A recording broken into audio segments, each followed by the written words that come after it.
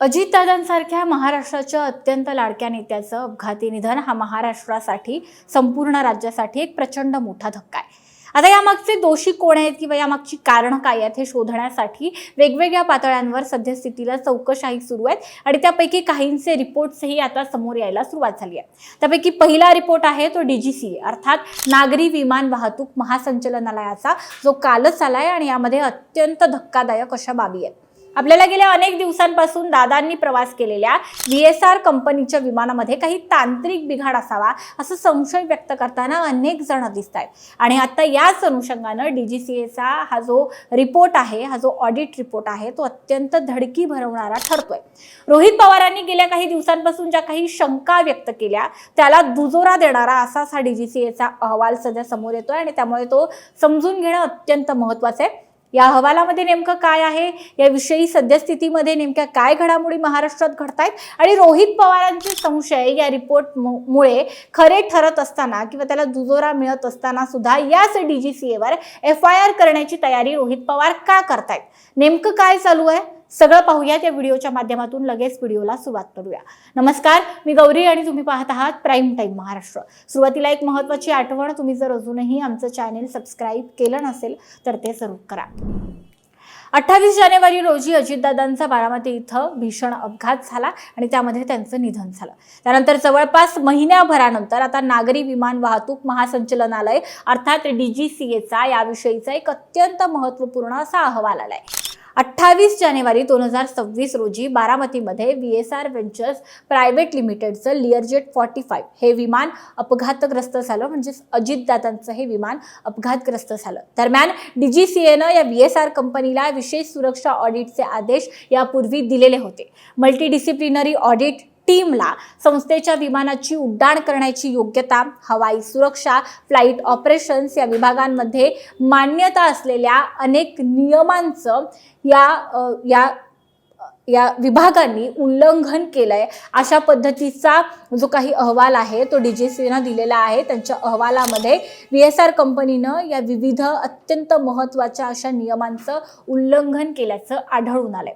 DGCAनं आपल्या निवेदनामध्ये हे सगळं नमूद केलंय। त्याच सोबत जोपर्यंत हे सुरक्षेचे सर्व निकष पूर्ण होत नाहीत तोपर्यंत VTVRA, VTVRS, VTVRV आणि VTTRI या रजिस्ट्रेशन असलेल्या लिअरजेट 40 आणि 45 विमानांचं उड्डाण जे आहे ते तात्काळ थांबवण्याचा आदेश सुद्धा DGCA कडून देण्यात आलेला आहे। तर अशा पद्धतीची कारवाई करण्यात आली आहे। या अहवालातील धक्कादायक बाब म्हणजे अजितदादा ज्या विमानानं प्रवास करत होते ते लिअरजेट 45 विमान सुद्धा या सगळ्या सुरक्षेच्या नियमांचं स्पष्टपणे उल्लंघन करत होतं आणि एका पद्धतीनं महाराष्ट्राच्या अत्यंत मोठ्या आणि बड्या नेत्याच्या जीवाशी खेळ या विमान कंपनीनं केल्याचं या तपासामध्ये आता उघडकीस आलंय, जो आरोप गेल्या अनेक दिवसांपासून रोहित पवार करत आहेत।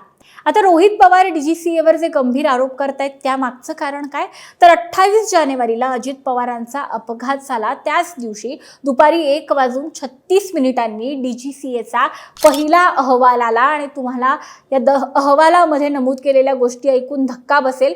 या अहवालामध्ये असं म्हणण्यात आलं होतं की VSR कंपनीच्या विमानाचं ऑडिट झालेलं होतं आणि त्यावेळी लेव्हल 1च्या कुठल्याही त्रुटी आढळून आल्या नव्हत्या।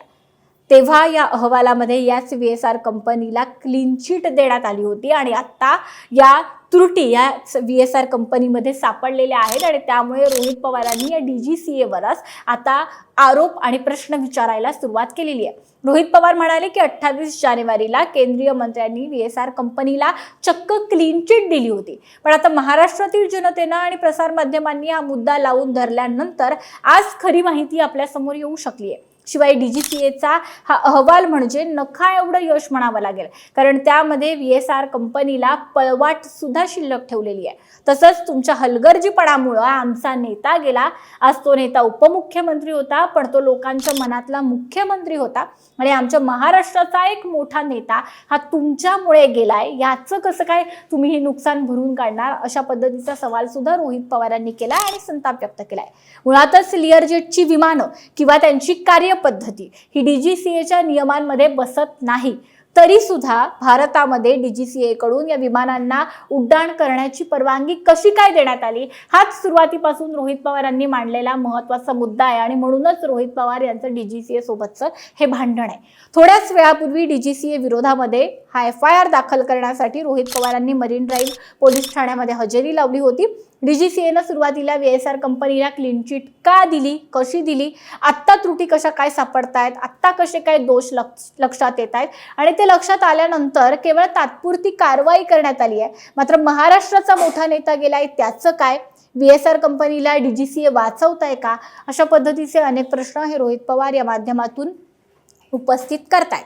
पण ही FIR दाखल करण्यासाठी रोहित पवार जेव्हा पोलीस ठाण्यामध्ये गेले तेव्हा बराच वादविवाद इथे पोलीस अधिकारी आणि रोहित पवारांमध्ये झाल्याचं पाहायला मिळालं आणि अखेरीस एका बड्या अधिकाऱ्याच्या फोन नंतर FIR सुद्धा रोहित पवार यांचा दाखल करून घेण्यात आलेला नाही अद्यापपर्यंत. आता या प्रकरणी पुढच्या 24 तासांमध्ये नेमकं काय काय घडतं हे पाहावं लागणार आहे. परंतु रोहित पवारांनी माध्यमांना जी प्रतिक्रिया दिली त्यामध्ये ते अत्यंत संतप्त दिसले आणि पोलिसांचा जो काही अरेरावीचा कारभार आहे त्या विरोधात सुद्धा रोहित पवारांनी संताप व्यक्त केलेला आहे. एक नागरिक म्हणून आम्हाला FIR दाखल करण्याचा हक्क असून सुद्धा इतक्या महत्त्वाच्या विषयावर आमचा FIR DGCAच्या विरोधामध्ये घेतला गेलेला नाही, यावरून रोहित पवार सध्या संतापलेले आहेत. थोडक्यात काय तर हे प्रकरण आता अत्यंत गुंतागुंतीचं आणि तितकंच गंभीर होत चाललंय.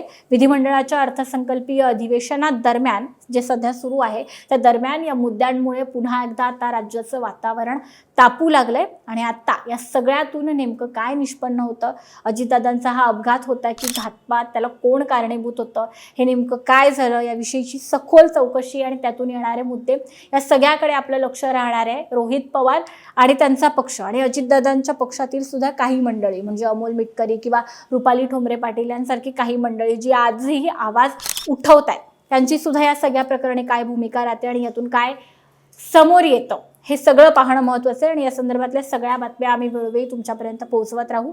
पण DGCAचा अहवाल, रोहित पवारांची त्याच्यावरची प्रतिक्रिया आणि DGCAवर त्यांनी उपस्थित केलेले काही प्रश्न, शिवाय VSR कंपनीचा एकंदरच भोंगळ कारभार, या सगळ्याविषयी तुम्हाला काय वाटतं, या अहवालाविषयी तुमचं मत काय आहे, तुमच्या भावना काय आहेत, आम्हाला कमेंट बॉक्समध्ये नक्की सांगा आणि व्हिडिओ महत्त्वाचा वाटला तर लाईक करायला विसरू नका.